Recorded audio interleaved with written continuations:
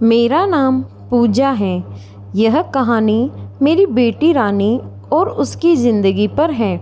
मैं राजस्थान के एक छोटे से गांव में रहने वाली हूँ। जब मैं विधवा हुई तो मेरे माँ बाप ने मेरी दूसरी शादी कर दी। एक ऐसे व्यक्ति से कर दी जिसका पहले से ही एक बेटा था और मेरे पास भी एक बेटी थी। अब मेरा बेटा और बेटी एक ही कमरे में सोते थे, मगर सुबह उठते ही मेरी बेटी बेड की चादर दिन प्रतिदिन चेंज कर देती। मुझसे छुप छुप कर पुरानी चादर धोती और खुद नहाने चली जाती। कई बार तो मेरी बेटी बेहोश भी हो जाया करती थी। वह दिन ब दिन बहुत कमज़ोर होती जा रही थी। एक दिन सुबह उठकर मैं जल्दी से बेटी के कमरे में चली गई, मगर आगे का माहौल देखकर मैं शर्म से पानी पानी हो गई। दिल से एक ही विनती निकली कि हे भगवान, ऐसा मंजर कभी किसी माँ को ना दिखाए, क्योंकि वहाँ मेरी बेटी और बेटा मैं शादी के 4 साल बाद ही विधवा हो गई थी। उस वक्त मेरी उम्र 20 साल थी, क्योंकि मेरे माँ बाप ने मेरी शादी 18 साल की उम्र में ही कर दी थी। मैं अपने माँ बाप की इकलौती बेटी थी, मगर मुझे ऐसा लगता था मैं उन पर बहुत बड़ा बोझ हूँ, मानो जैसे मैं उनकी बेटी ही नहीं थी। मेरे पैदा होने के बाद ही मेरी माँ की खुशी नहीं देख पाई थी और मेरे पिता, उनको तो बेटे की बहुत चाह थी, इसीलिए वह मुझे नापसंद करते थे और हमेशा ही मुझसे वह अलग अलग रहते थे। मुझे दिल से प्यार नहीं करते थे, वह मुझे अपना मानते भी नहीं थे और मुझ पर बहुत गुस्सा करते थे। कुछ खानदानी शख्सियों की वजह से मेरे पिता दूसरी शादी भी नहीं कर सके। बस इसी कारण वह मुझसे बहुत नफरत करते थे। हर वक्त मुझसे सख्ती से ही बात करते थे और इसी वजह से उन्होंने मेरी शादी भी जल्दी करवा दी थी। मेरा पति सरकारी स्कूल में एक शिक्षक था। हमारी एक 3 साल की बेटी थी, मगर एक दिन विद्यालय से आते हुए रास्ते में उनका एक्सीडेंट हो गया और मौके पर ही उनकी मौत हो गई। वह भी मेरा साथ छोड़कर चले गए। वह दिन मेरे लिए किसी कयामत से कम नहीं था। मुझ पर तो परेशानियों की पहाड़ ही टूट पड़े थे। कुछ दिन गुजरने के बाद मेरी सास ससुर ने भी मुझे मेरे माँ बाप के घर भेज दिया। शायद उन पर भी मैं बहुत ही बोझ थी। वह भी मुझे अच्छा नहीं समझते थे। उनके ख्याल से मैं मनहूस औरत थी, मैंने ही जैसे उनके बेटे को मार दिया हो। फिर मैं चुपचाप अपने माँ बाप के साथ उनके घर आ गई। मेरे माँ बाप ही मुझे बोझ ही समझते थे। मैं अपनी बेटी को सीने से लगाकर अकेले अकेले बहुत रोती थी। फिर कुछ दिन बाद मेरे माँ बाप ने मेरी दूसरी शादी कर दी, एक ऐसे व्यक्ति से जिसका पहले से ही एक बेटा था और मेरे पास भी एक बेटी थी। हम दोनों जैसे थे, इसीलिए हमारी शादी हो गई, वरना मेरे तो अच्छे रिश्ते भी नहीं आते थे। उसका बेटा मेरी बेटी से 1 साल छोटा था। उसके बेटे का नाम प्रवीण था और मेरे बेटे का नाम रानी था। हम लोग साथ ही रहने लगे और वक्त इसी तरह गुजरने लगा। देखते ही देखते रानी 16 साल की हो गई और प्रवीण 15 साल का।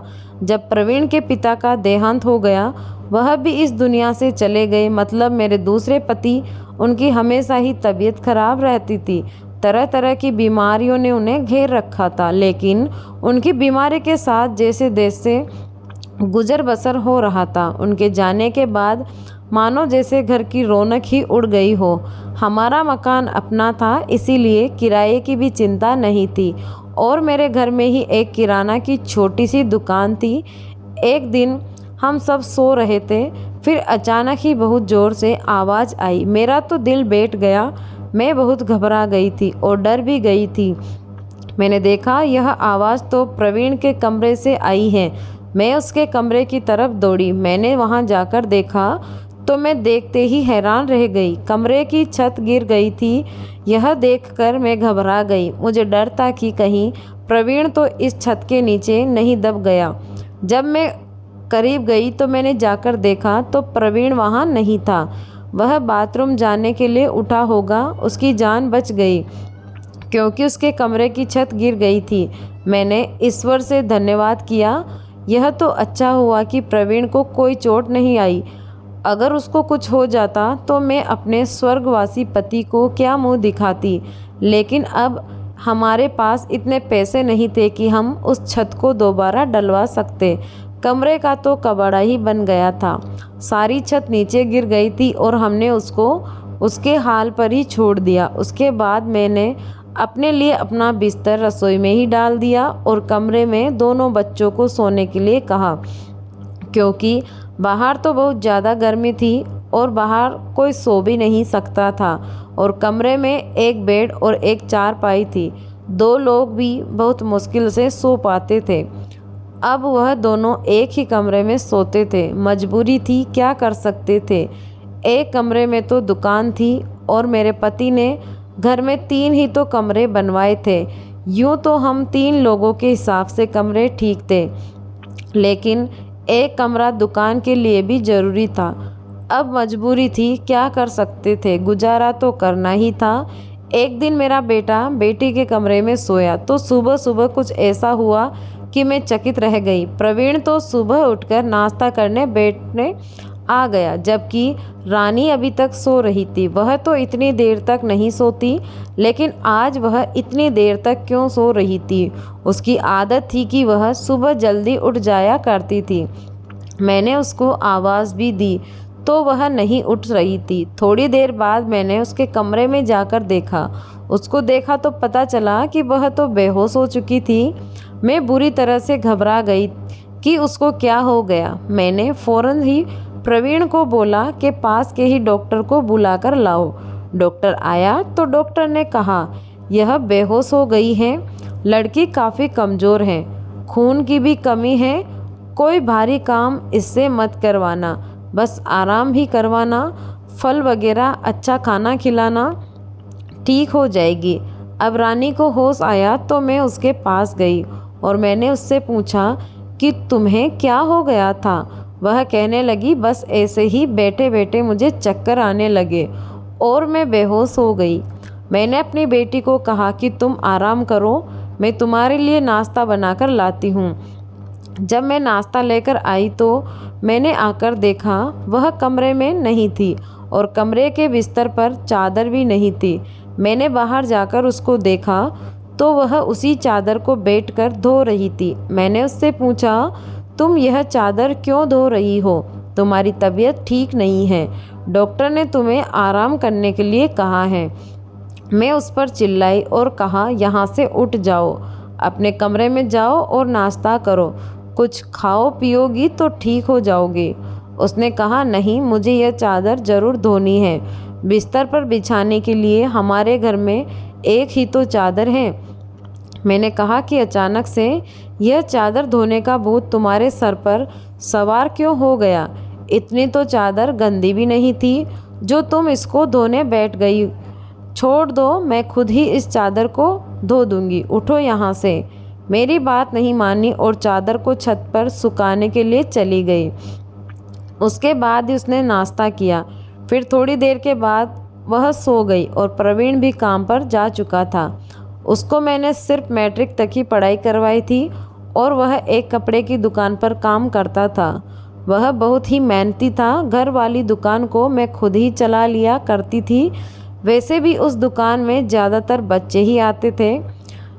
दिन इसी तरह गुजर गया। उस दिन प्रवीण ने मुझसे कहा, आज मैं खाना खाकर आया हूँ।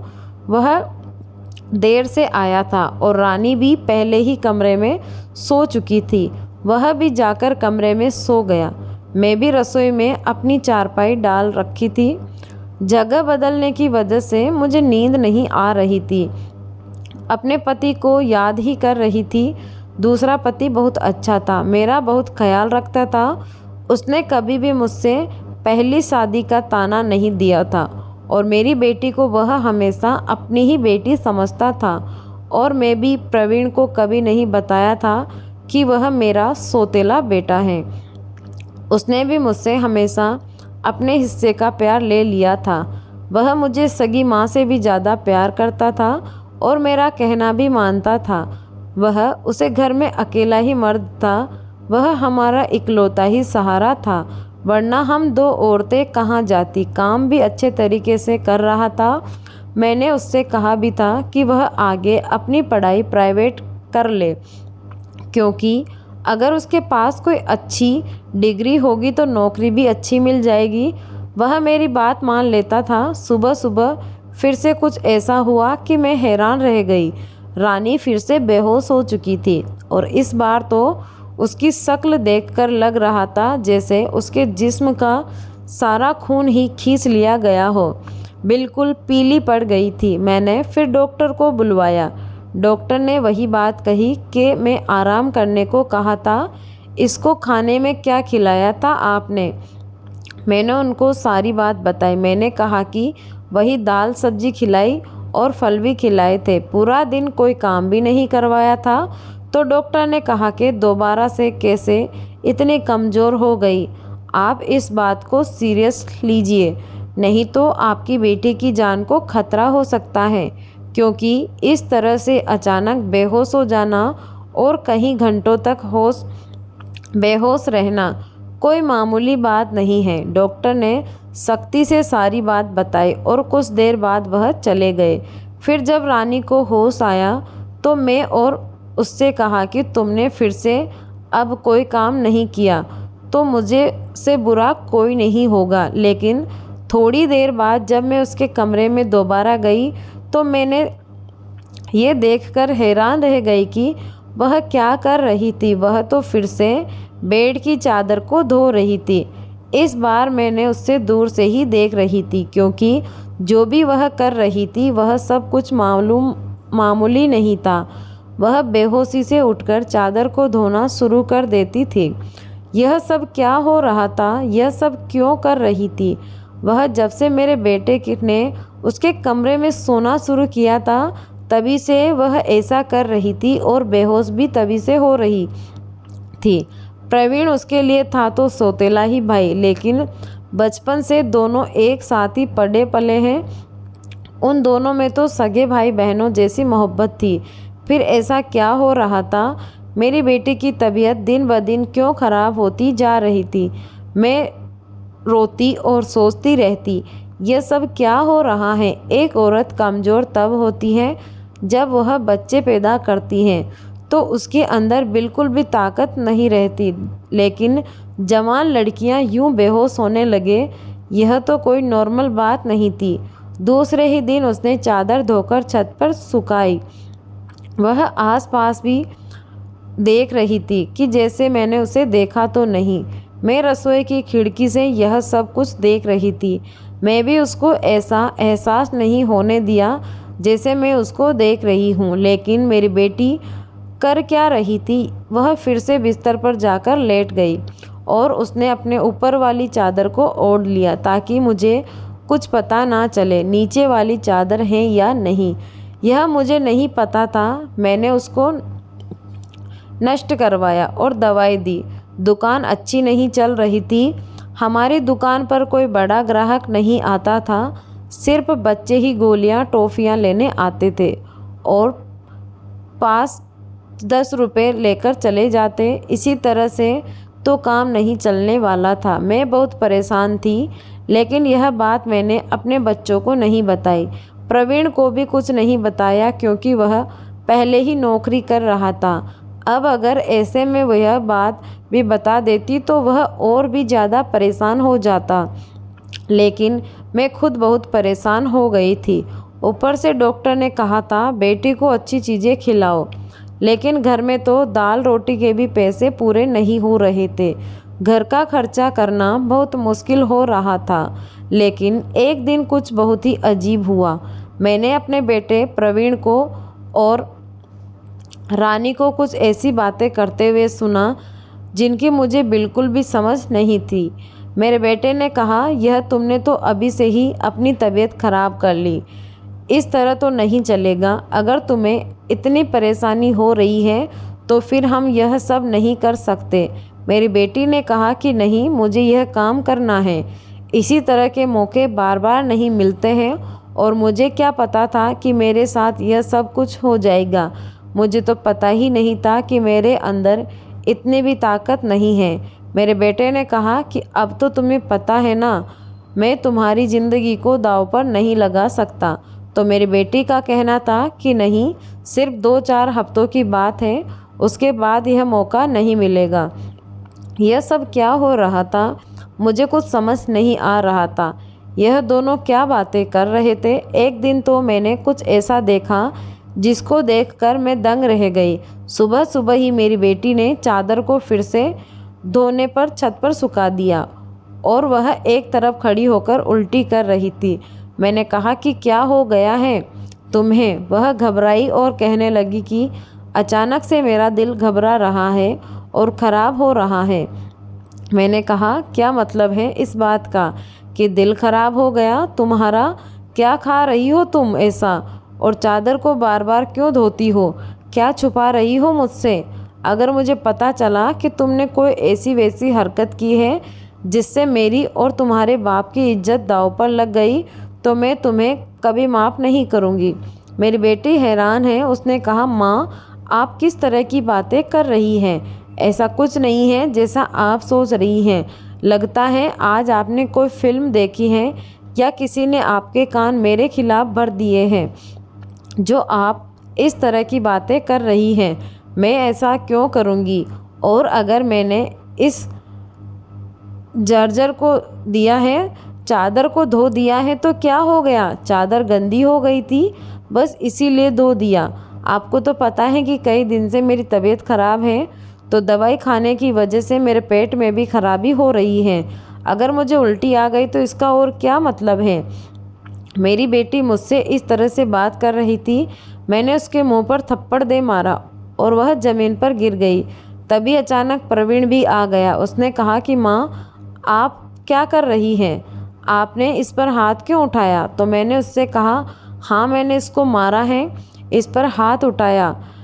ऐसा हो मुझे बहुत पहले ही कर लेना चाहिए था, लेकिन अभी मैं पूरी तरह से बात की तह तक नहीं पहुंची हूँ।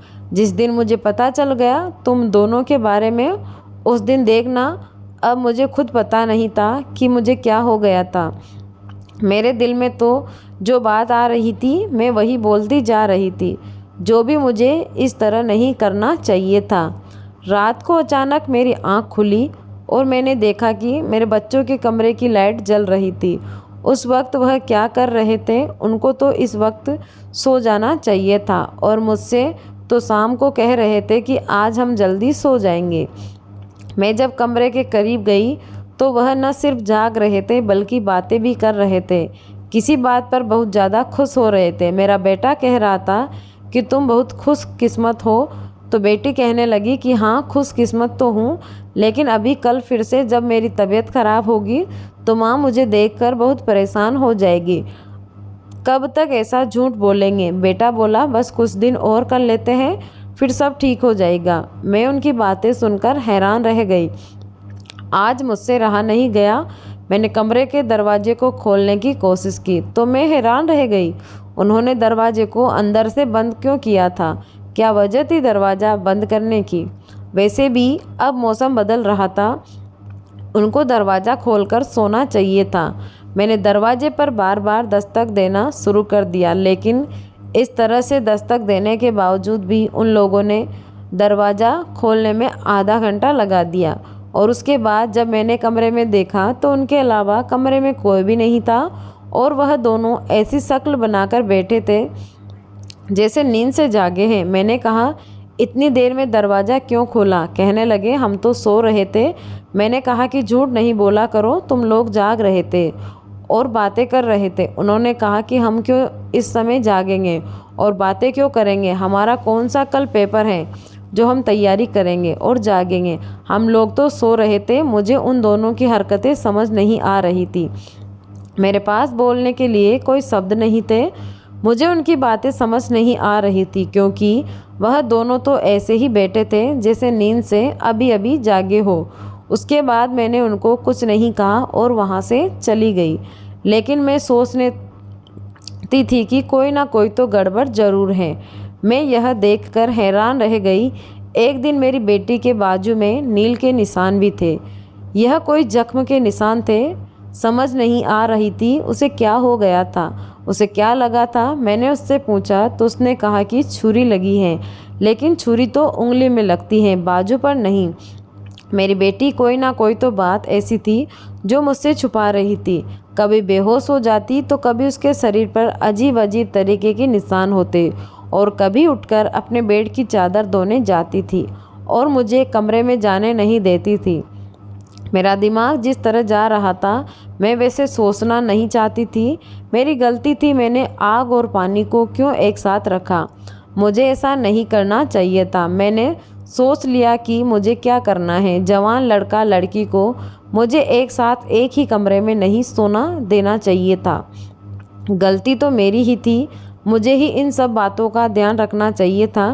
प्रवीण था तो रानी का सौतेला भाई। नियत बदलते देर नहीं लगती। जवानी की इस उम्र में बच्चे बुरी संगत में पड़ ही जाते हैं। सगा भाई तो सगा होता है और सौतेला भाई तो सौतेला। तो फिर मैं कैसे सौतेले भाई बहन को एक साथ एक ही कमरे में सुला रही थी।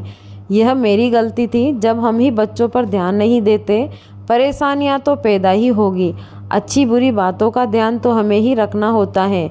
बच्चे तो नादान होते हैं और नादानी में ही बहुत सारी गलतियां कर बैठते हैं। जैसे जैसे विचार मेरे दिमाग में आ रहे थे, अगर यह सारे विचार सही हो गए तो फिर सारा का सारा कसूर मेरा ही होगा।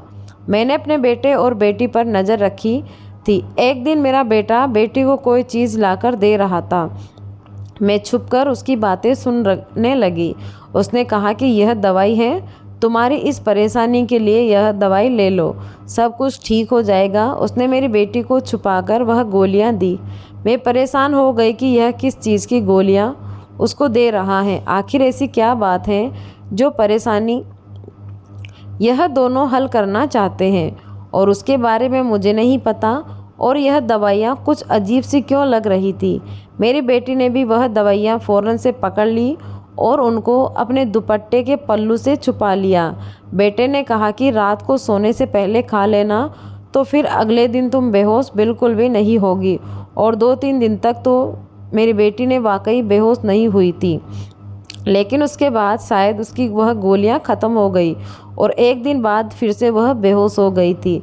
मेरा बेटा भी घर पर नहीं था, इसीलिए मैंने आज फ़ायदा उठाने के बारे में सोचा।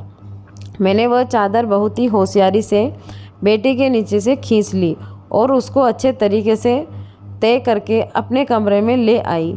मुझे खोलकर देखना था कि इस पर ऐसा क्या लगा होता था जिसकी वजह से मेरी बेटी सुबह उठते ही उसे धोना शुरू कर देती थी और यहाँ तक कि अपनी बीमारी का भी ख्याल नहीं रखती। जब मैंने चादर को खोलकर देखा तो पहले तो मुझे कुछ नज़र नहीं आया, लेकिन जब मैंने ध्यान से देखा तो यह देखकर मैं हैरान रह गई कि उस चादर पर सफ़ेद सफ़ेद बाल थे और पूरी चादर बालों से भरी हुई थी। मुझे समझ नहीं आया यह किस चीज़ के बाल हैं, क्योंकि यह बाल बिल्कुल सफ़ेद और छोटे छोटे बाल थे। मैं हैरान हो गई, लेकिन मुझे यह बात ना समझ आई। मैं सोच रही थी कि यह सब क्या हो रहा है। मेरे बेटे और बेटी की हरकतों पर नज़र रख रही थी, इसीलिए सारा कुछ अपने दिमाग में सोच रही थी, लेकिन मैं किसी नतीजे पर नहीं पहुंची। तब तक मेरी बेटी को यह पता चल ही गया कि चादर मैंने देख ली है, तो वह मेरे पास आकर बैठ गई और कुछ अजीब सी घबराई हुई नज़र आने लगी। उसके बाद मैंने उससे पूछ लिया कि क्या बात है, क्या परेशानी है, तुम क्यों परेशान हो रही हो। तो उसने कहा कि माँ, वह चादर कहाँ है, वह तो मैंने धोकर डाल दी है। यह कहकर वह मेरे पास से जाने लगी, तो मैंने उसका हाथ पकड़ लिया और उसे रोक लिया और मैंने कहा कि मैं सब कुछ देख चुकी हूँ। उस चादर पर जो भी था मुझे बता दो, यह सब कुछ क्या है, तुम मुझसे क्या छुपा रही हो। इतने दिनों में मैं बहुत परेशान हो गई हूँ, मेरे दिमाग में भी बहुत बुरे बुरे विचार आ रहे हैं। वह मेरे पास बैठ गई और फिर मेरी बेटी ने मुझे ऐसी बात बताई कि मेरे कदमों तले ज़मीन निकल गई। मेरी बेटी ने मुझे बताया कि माँ, जैसा आप समझ रही है वैसा बिल्कुल भी नहीं है। दरअसल हमने देख लिया था कि इस घर के हालात अच्छे नहीं चल रहे। घर की दुकान भी नहीं चल रही थी और भैया भी कुछ खास पैसे नहीं कमा रहे थे, लेकिन हमें ऐसा कोई काम नहीं मिल रहा था जो हम लोग कर पाते। फिर भैया के एक दोस्त ने उसको एक काम दिया। दरअसल उसने कुछ बहुत ही खास नस्ल की किस्म के बिल्ली के बच्चे रखे हुए थे जो 3 से 4 की तादाद में थे, लेकिन उनको संभालने वाला उसके बस में ना था।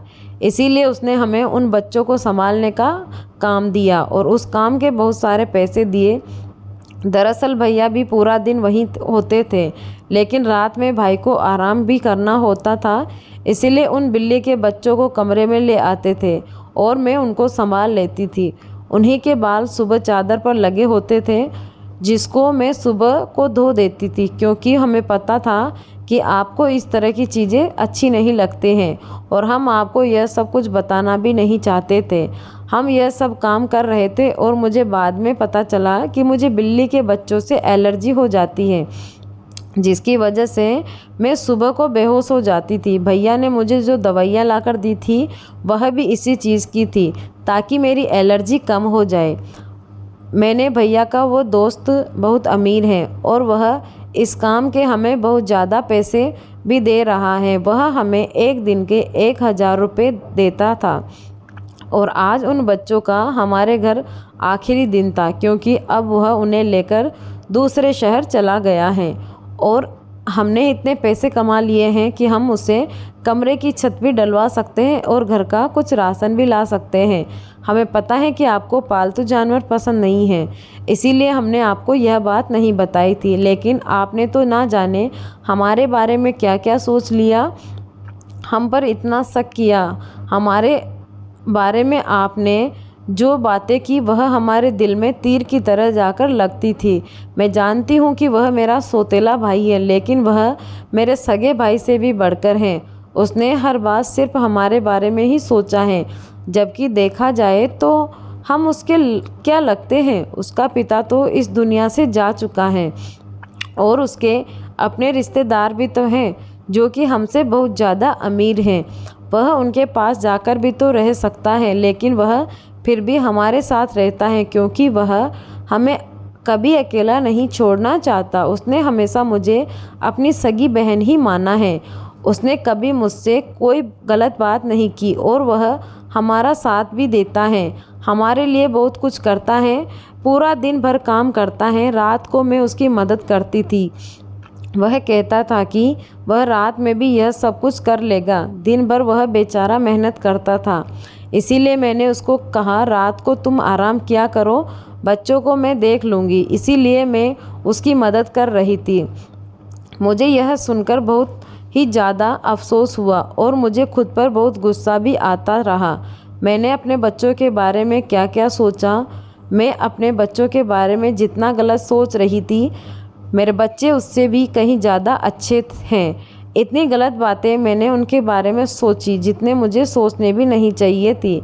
हमने यह बात प्रवीण को नहीं बताई। रानी ने भी उसको कुछ नहीं बताया कि मुझे सारी बात का पता चल गया, क्योंकि अब यह काम वैसे भी ख़त्म हो गया था और मैं उसकी नज़रों में और ज़्यादा गिरना नहीं चाहती थी।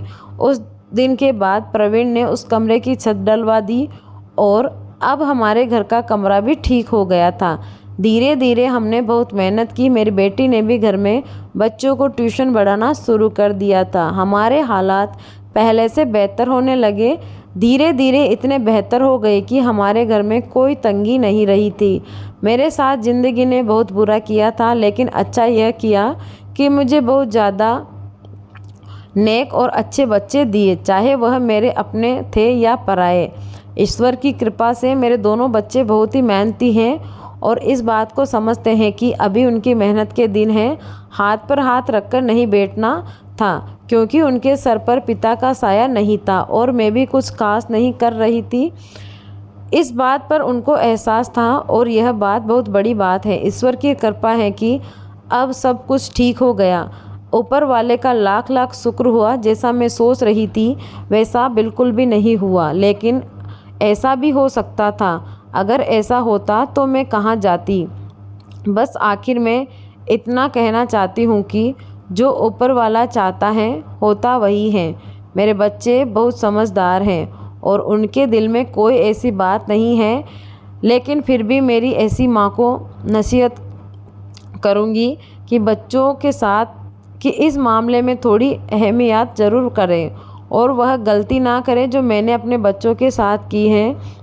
मुझे दोनों को एक कमरे में रखना नहीं चाहिए था, क्योंकि जो हुआ नहीं वह हो भी सकता था, और अगर वह हो जाता तो सब कुछ ख़त्म हो जाता। मेरे बच्चे तो समझदार थे, शायद मेरे साथ इसीलिए ऐसा कुछ नहीं हुआ। अपने बच्चों का ध्यान रखें, उनकी ज़िंदगी को अच्छी तरह ध्यान में रखें और कब क्या कर रहे हैं इस बारे में भी पूरी जानकारी रखें, और बच्चों पर प्यार करने के साथ साथ थोड़ी सख्ती भी रखें, और यह क्या गलती कर रहे हैं क्या नहीं, इन सब बातों के बारे में उनसे जानकारी लेते रहे। और इस बात का ध्यान रखें, जब बच्चे जवान हो जाए तो उनका बिस्तर अलग कर देना चाहिए। आपसे भी यही सब कहूँगी, अपने बच्चों का ध्यान रखें। दोस्तों, उम्मीद करती हूँ आपको हमारी यह कहानी पसंद आई होगी। पसंद आई है तो चैनल को ज़रूर सब्सक्राइब करें। धन्यवाद।